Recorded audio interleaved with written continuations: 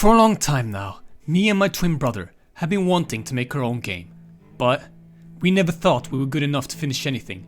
We would start a project, be very excited about it, and suddenly lose the passion for it. We would come to the realization and a sad truth about game development and how hard it is to make a big game. But after working silently for a year now, reworking the framework 3 times, we're happy to say things have been going pretty good. Welcome to the first devlog for a multiplayer online, naval combat turn-based strategy, battle arena, roguelike tower defense, first-person shooter game. Wait, that doesn't sound right. We haven't really settled for a genre yet, so let's go with multiplayer online, naval combat for now.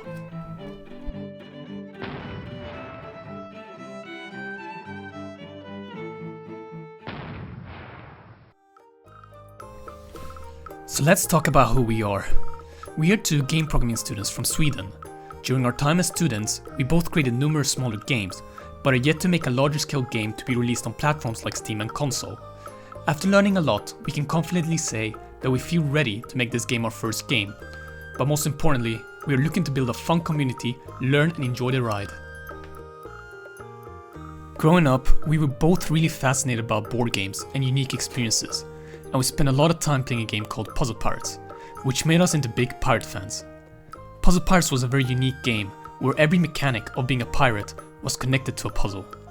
We're creating our own board game which is heavily inspired by one of these puzzles, the naval combat one. So enough of who we are, and let's actually talk about the game we're making. For the main gameplay focus, we're looking to make a session game lasting around 20 to 30 minutes, where the player will strategically plan out their moves to beat other players, getting some type of score when winning. While the main focus will be PvP, we're also looking into adding engaging PvE encounters in form of monsters or pirate bosses. Now, we're not entirely sure what encounters we're gonna add yet, and that's what we'll be looking more into in the future devlogs. The main point of this video is to recap our year and give you guys a briefing of where we're at in the development phase, and we will definitely be discussing our ideas in the future devlog. So let me show you the different features that are currently in the game. Just a fast disclaimer though, remember that the game is in very early development and nothing viewed or discussed is an accurate representation of the final product. We're also making a Discord channel where you guys can leave feedback and ideas, as well as discuss the game with us. We want to build a fun, enjoyable community, so don't hesitate to join us. You find the links in the description. First off, we have the main menu. Right now it's pretty shallow, and its only purpose is to connect players together. We're obviously going to be changing this part a lot about the game, but for now, it's perfect for what it needs to do. They'll be represented with the lobby system, where they can choose between various ships. Every player will command a ship, and while there might be different types of ships in the game, they'll be balanced around giving every player a unique but equal experience. What I mean by this is that we want every player to be able to explore different playstyles that fit them without making a certain ship or playstyle feel overpowered.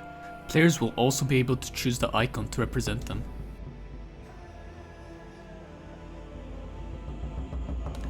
So next up, the actual gameplay features. First of all, we decided that player movement should be handled in some way where the player can drag around the board to draw movement arrows. A major flaw in Puzzle Pirates' naval combat was how players moved their ships. It was highly confusing as the board was at a fixed rotation and players had to constantly remember what orientation their ship was at when placing moves. This would cause players to get often very confused. Let me explain more. Puzzle Pirates used a small controller where players would register their moves. This controller was always at a fixed rotation, facing north. This meant if the ship was facing left, the player had to actively translate their movement from north-oriented controller to whatever rotation the ship is currently facing. While the majority of the long-term players would eventually memorize this easily, it was a big issue for newer players. It's important in strategy games that players can put most of their brain power in strategizing their moves and not in poorly designed features. The movement should be simple and easy to understand, so players have more room to think about how they want to play out their moves instead of wasting time memorizing orientations. We think our solution to the issue is very good because you no longer have to memorize anything about the orientation. Regardless of what direction your ship is currently facing, you can just drag a line in the direction you want to move.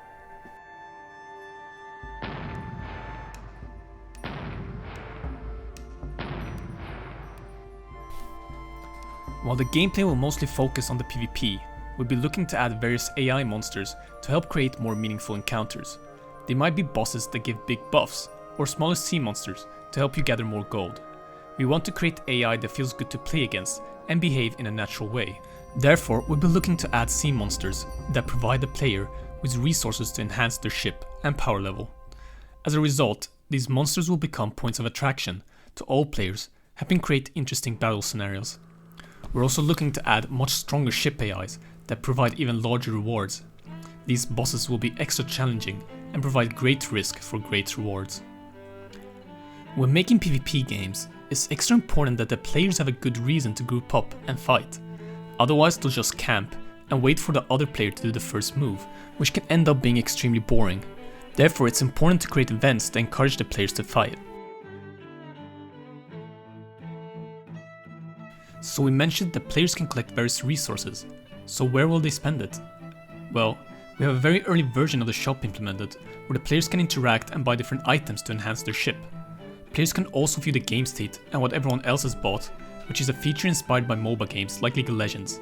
The shop will probably change drastically through development, and we're still a bit unsure of what items should do.